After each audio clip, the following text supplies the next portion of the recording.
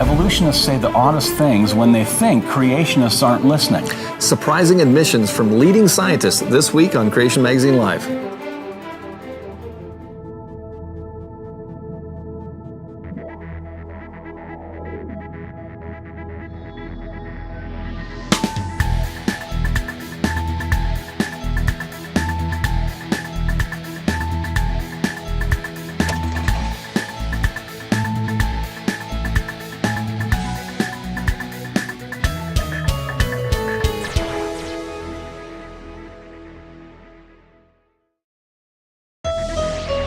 Welcome to Creation Magazine Live. My name's Richard Fangrad. And I'm Calvin Smith. Now this week on Creation Magazine Live, our topic is Evolutionists Say the Oddest Things. Now that's the title of one of our newest books here. And so today we're going to basically share some interesting quotes from evolutionists who are daring enough to admit problems with various aspects of evolution from our little book here. That's right. Now, in the foreword of the book, the editor, Lita Kosner, makes some opening remarks, and we'll start by summarizing these. She mentioned that this is the third quote book, basically, that we've produced, CMI's produced over the years, and some critics have tried to undermine the effectiveness of these quotes by accusing us of quote mining out of context. Right. But this is a misunderstanding about what quoting out of context really means. Right. Quoting out of context happens when you take a quote out of its larger context to make it mean something different than it did in its context. Right. For example, it would be misleading for someone to say that the Bible says in 15 places there is no God, for example, because those words appear in context like, O Lord God of Israel, there is no God like you. That's in 1 Kings 8:23, or in Psalms 14:1, where it says, the fool has said in his heart, there is no God. Right, so I can just take there is no God, and that's right. out of context. That's out of context. Yeah. Taking quotes in context means using it to support the point the original author is making. Right. For example, evolutionary ornithologist Alan Fiducia is quoted in this book criticizing the idea that theropod dinosaurs evolved into modern birds. We completely agree with that point, and he's an evolutionist. Right. As an evolutionist, Dr. Fiducia would disagree with our conclusion, but it's not using his quote out of context to advance the point that dinosaurs can't evolve into birds, because that's exactly the point he makes. Right. Now, by quoting him, we're not suggesting that he now believes in creation or something like that. The hostile witness principle allows us to use experts who disagree with creation, but who are as critical as we are about certain aspects of evolution, right. even though their belief in evolution basically remains unshaken. Yeah, so the reason their quotes are so valuable is because no one can accuse these hostile witnesses as having an agenda against evolution. Right. Whereas, obviously, if a creation scientist were quoted, people might be thinking that. Absolutely. So let's start with some quotes, and we're just going to read them out of the book, and we'll have the text on the screen so that you can read along, and we'll show you the reference at the bottom so that you can look at up for yourself if you want to. And the book, of course, groups quotes into general subjects, and the first one that we're going to start with, the area is philosophy quotes. So let's start there, and we title all the quotes just so people can get an understanding of what they're about to read. This is from Michael Ruse, and the title is Evolution a Religion? Okay. A very revealing quote from a Darwinist. I don't think believing that Charles Darwin's theory of evolution through natural selection, his version, or today's version, commits you to religious belief. I think that as if, as I myself would, you extend the scope of the theory to an understanding of knowledge acquisition and justification, and the same for morality, evolutionary epistemology, and evolutionary ethics, then it can act as a religion substitute or alternative. It gives you a world picture that some people, starting with me, find entirely satisfying.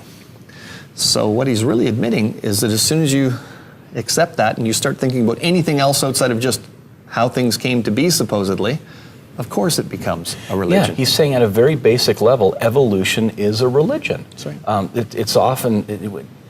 The stereotype, right, is that creation is religion and evolution is science, and it's all about science, and they're doing science, and it's all about scientists and that kind of thing. Yeah. Whereas here's an evolutionist clearly saying that, well, no, it is a religious idea. It's a worldview. Right. It provides a basis for morality and things, and he's not ashamed to admit that. Yep. Let's do another one from the philosophy section here. This is from Gordy Slack, and we've titled it "Evolution Belief Often Derived from Atheistic Dogma, Not Science." Which leads me to my final concession to my ID foes. When they say that some proponents of evolution are blind followers, they're right. A few years ago, I covered a conference of the American atheists in Las Vegas. I met dozens of people there who were dead sure that evolution theory was correct, though they didn't know a thing about adaptive radiation, genetic drift, or even plain old natural selection. They came to their Darwinism via a commitment to naturalism and atheism, not through science, through the study of science. They're still correct when they say that evolution happens, but I'm afraid they're wrong to call themselves skeptics, unencumbered by ideology. Many of them are best described as zealots. Ideological zeal isn't incompatible with good science. Its coincidence with a theory proves nothing about that theory's explanatory power. Right. Now, there's an interesting quote as well. Absolutely. So we're going to continue through the quote book when we get back in just a moment. At a forum on depression, a young man said, "I think some people may have an inability to cope, and maybe this might sound a bit extreme, but that might be Darwinian theory. The Darwin theory of survival of the fittest. Maybe some of us aren't meant to survive. Maybe some of us are meant to kill ourselves." Now, why did this young man think that human life has such little value? Perhaps he'd heard people like Oxford professor Peter Atkins, who said, "We are just a bit of slime on the planet." Likewise, psychologist Susan Blackmore said, "If you really think about evolution and why we human beings are here, you have to come to the conclusion that we're here for absolutely no reason at all." What a stark contrast to the words of Jesus, who said, "I have come that they may have life and have it to the full." To find out more from Creation Ministries International, visit our website, creation.com. All right, if you just tuned in this week, we're looking at interesting quotes from evolutionists where they're questioning or commenting on various aspects of evolution. These are quotes from one of our newer books, Evolutionists Say the Oddest Things, Surprising Admissions from Leading Scientists. There we go. Well, let's continue with another one in the philosophy quotes section. And here's a great one from L. Harrison Matthews. We titled it, "Evolution is an Unproved Theory." He said, "The fact of evolution is the backbone of biology, and biology is thus in the peculiar position of being founded on an unproved theory. Is it then a science or a faith? Belief in the theory of evolution is thus exactly parallel to belief in special creation. Both are concepts which believers know to be true, but neither up to the present has been capable of proof."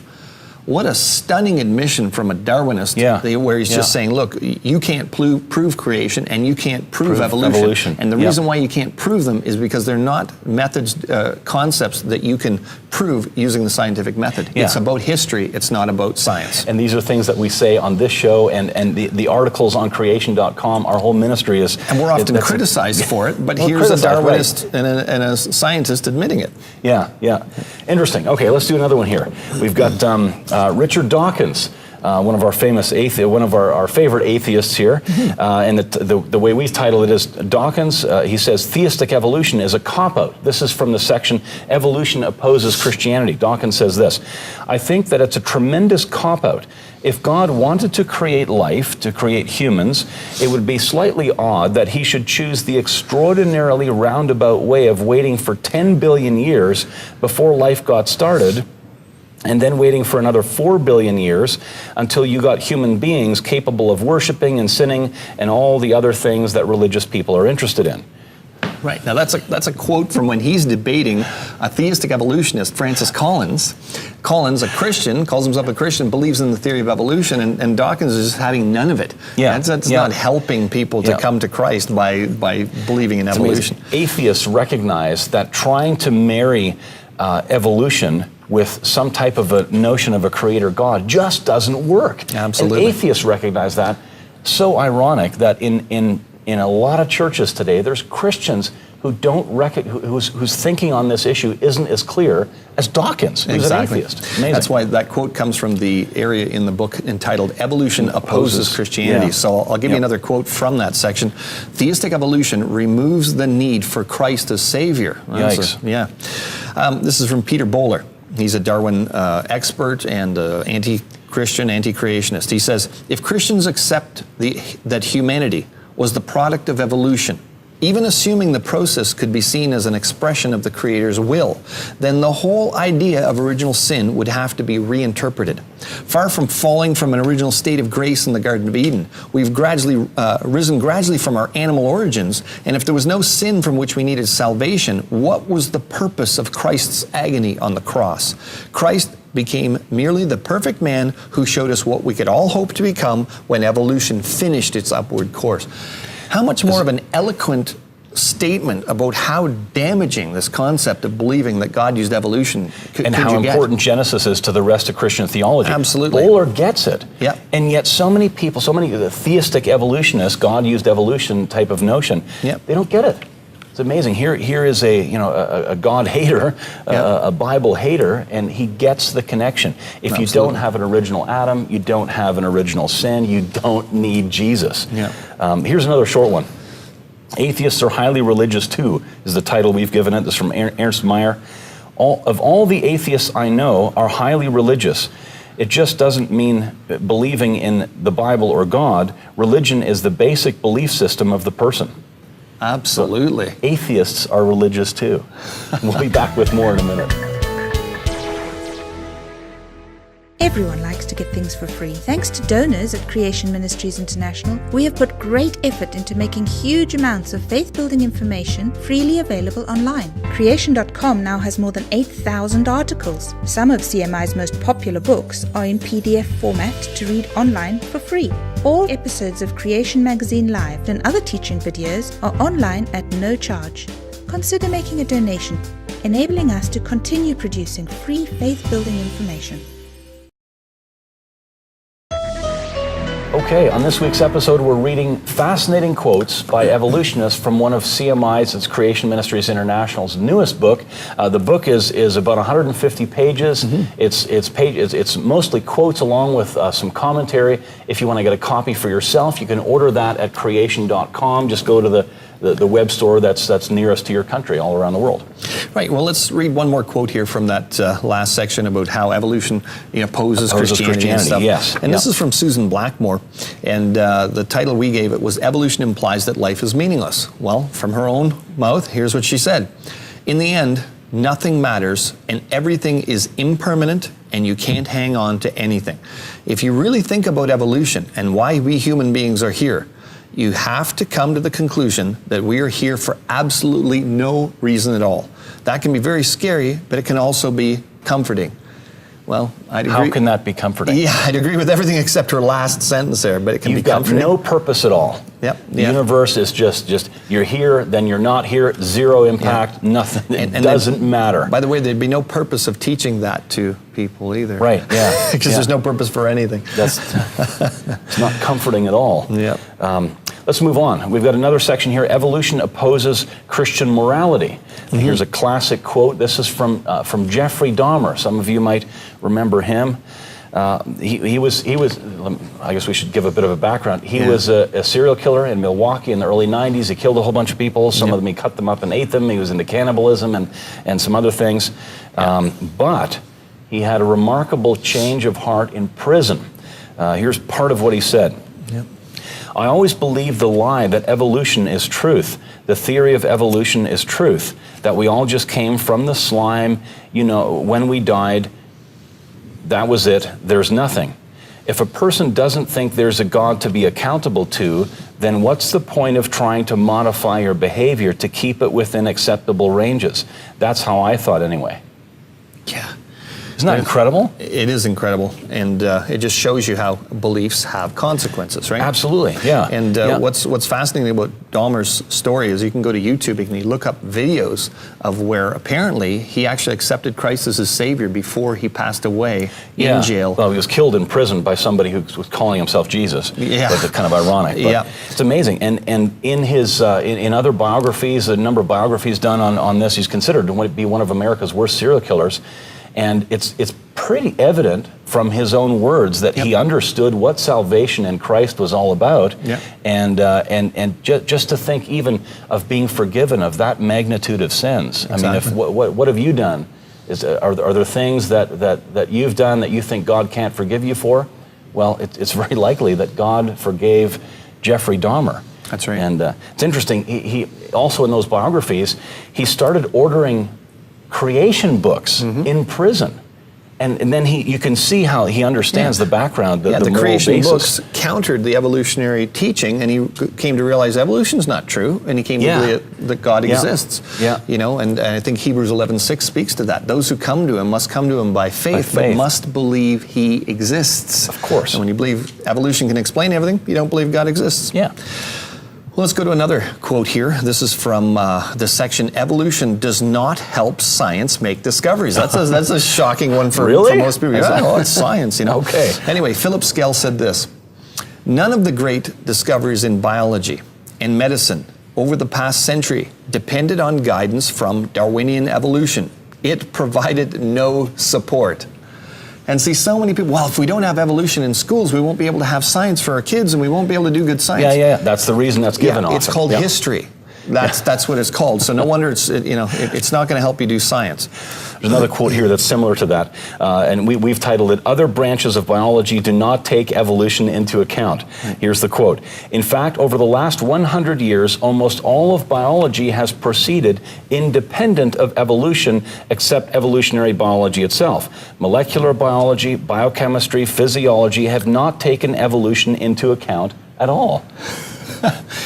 You know, I think these kind of quotes are great eye-openers for people who have that kind of blind devotion, oh, this is science, and so on. Right. To actually, it shakes them up because, you know, it's not like people who are involved in science don't recognize some of these problems. I mean, people that believe in evolution themselves are confronted daily on the fact that evolution doesn't seem to be working. They can't observe it, etc. It's not real science. Right. Yeah. We'll have more when we get back.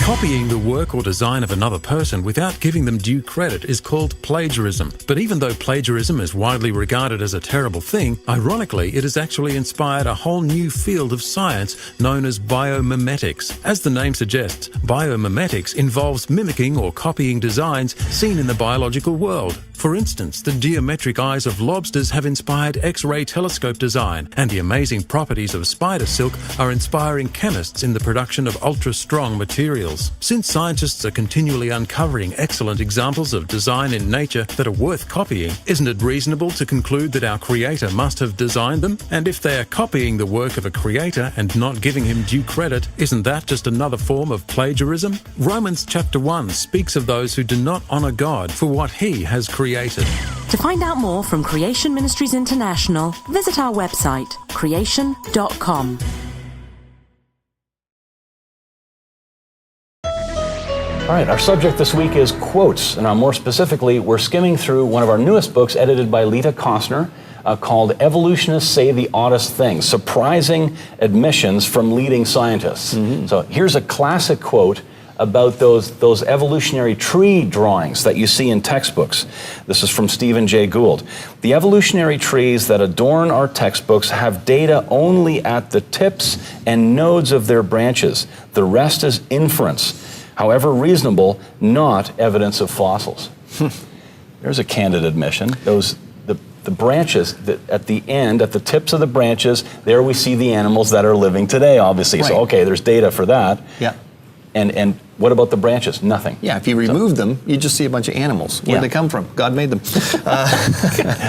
Okay, well, here's another quote, it's from the origin of life section. Now, many evolutionists will try to say that origin of life is not part of evolution. Evolution is just part, But look, if you're an atheist, you have to believe life came from non-life. They say that because they haven't got a clue how life came from non-life. Right.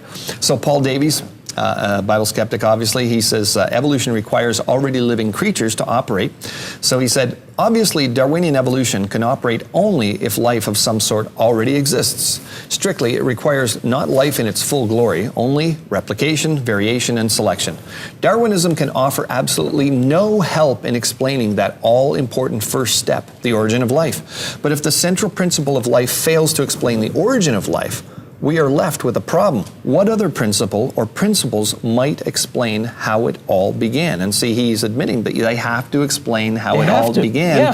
Yeah. But natural selection is not going to work because it only selects from genetic information already there. Genetic mutations only mutates a genetic code already in existence. That's already there. So he's admitting, well, those Darwinian mechanisms don't explain anything. How do you get life from non-life? Well, you don't. Yeah, he's saying the same things that CMI that we've been saying for a long time and get criticized for it, yet here's an evolutionist admitting the same thing. Yeah. All right, we can move on to section DNA and genetics. It's on page 55 here. Here's another quote. I really think this phrase, junk DNA, does need to be totally expunged from the lexicon. It was a slightly throwaway phrase to describe very interesting phenomena that were discovered in the 1970s. I am now convinced that it's just not a very useful way of describing what's going on. Junk DNA. Junk DNA was the non-coding parts of the DNA. It's quite repetitive and so on. And evolutionists thought, well, that's just the evolutionary leftovers and that kind of thing. And it doesn't, there was evolutionary excuses made for it. Yeah. Whereas it was like vestigial organs applied to DNA. That's kind sort of the like concept, one of the ideas, leftover junk ideas and stuff like that. Well, this next quote from John Maddock, an expert in genetics, he reveals the motives. That's what we've actually titled it, evolutionary motives for defending junk DNA hypothesis. Now, he says the argument of a largely non-functioning genome is invoked by some evolutionary theorists in the debate against the proposition of intelligent design of life on Earth, particularly with respect to the origin of humanity. In essence, the argument posits that the presence of non-protein coding, or so-called junk DNA, that comprises 90% of the human genome, is evidence for the accumulation of evolutionary debris by blind Darwinian evolution, and argues against intelligent design, as an intelligent designer would presumably not fill the human genetic instruction set with meaningless information. Well, the problem, of course, is that they've now, people like Maddock have studied this so-called junk DNA, and they're now saying that like 98% of our DNA they know is coding for certain things and controlling certain factors. So it has a purpose. It has a purpose. And of course, not just leftover it garbage. fits exactly what creationists would believe. We've got a perfect code in the beginning, and it degrades. We'd see some degradation, but most of it would still be functional. Right. Yeah.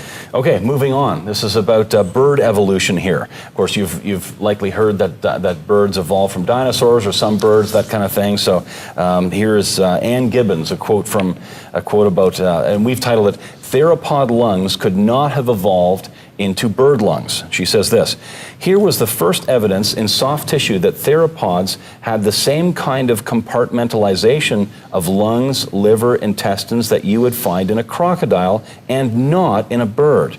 Rubin uses this lung evidence to argue not only that dinosaurs were incapable of high rates of gas exchange needed for warm-bloodedness, but also that their bellows-like lungs could not have evolved into the high-performance lungs of modern birds." So not all scientists are agreeing with what people see in the media all the time. Oh yeah, we figured all this stuff out. There's great controversy in the evolutionary community. We'll be back in just one moment. Looking for a single resource that totally destroys evolution? You need Evolution's Achilles Heels. Authored by 9 PhD scientists, the Evolution's Achilles Heels project involved examining areas evolutionists feel are their scientific strengths, such as natural selection, genetics and DNA, the fossil record, and radiometric dating. Discover how these areas and others are actually massive scientific weaknesses for evolution. Get Evolution's Achilles Heels, the Evolution Master Blaster. Order your copy at creation.com. Well, welcome back. We're going to try to squeeze in a few more quotes in the time that we have left here. And here's a long quote, but it's fascinating. It's about the surprising features found on Surtsey Island, an island that was formed in the 60s from a volcanic eruption. Surtsey Island, it's geological features. That's what this quote's talking about, because we're always told about how things take so long for evolution to work and evolutionary processes. Yes. Yeah. Well, early one morning in 1963, a fissure opened in the bed of the Atlantic Ocean about 30 kilometers south of Iceland. Red-hot magma rushed up through the crack in the Earth's crust, and icy cold water poured down onto it. Over 3 more years of intermittent eruptions, an island formed and solidified above the waves before the eyes of an astonished world. Even as early as Surtsey's first spring in 1964, when scientists first tentatively set foot on the new island, they discovered it was no longer barren. Those first visitors found a fly on the shore and some seeds, apparently dropped by passing birds. The following spring, they were greeted in the high tide line by the green shoots and pretty white flowers of a sea rocket, its roots sunk into the ash and in full bloom. The scientists swiftly declared Surtsey a natural reserve to which they would control access. But from the first, the speed, ingenuity, and sheer unpredictability of nature's colonization of Surtsey wrong-footed them.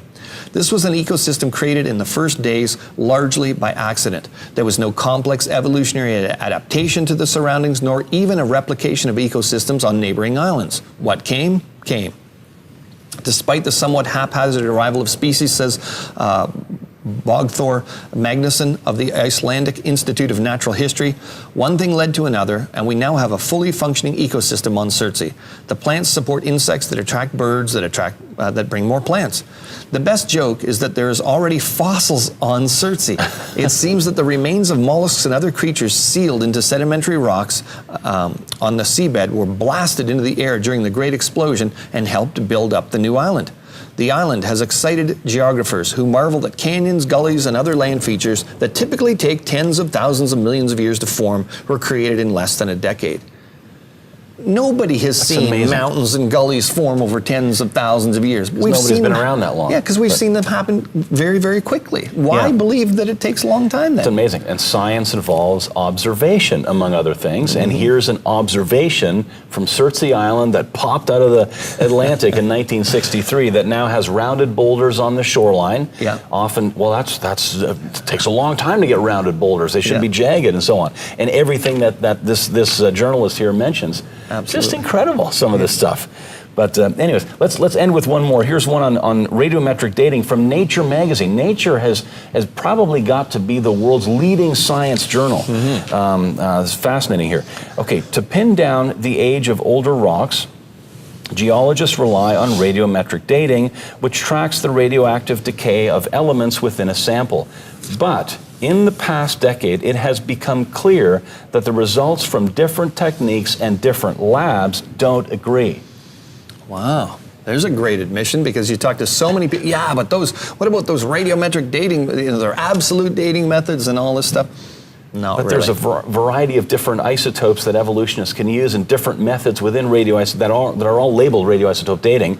And it's like measuring, if we want to measure the size of this table here, and we have a metal ruler and we have a wooden ruler, and we get 2 totally different measurements. What? Something's wrong with your rulers. It doesn't work. Anyways, we're out of time. Yep. We'll see you next week when we talk about how does genetics point to design. We'll see you next week.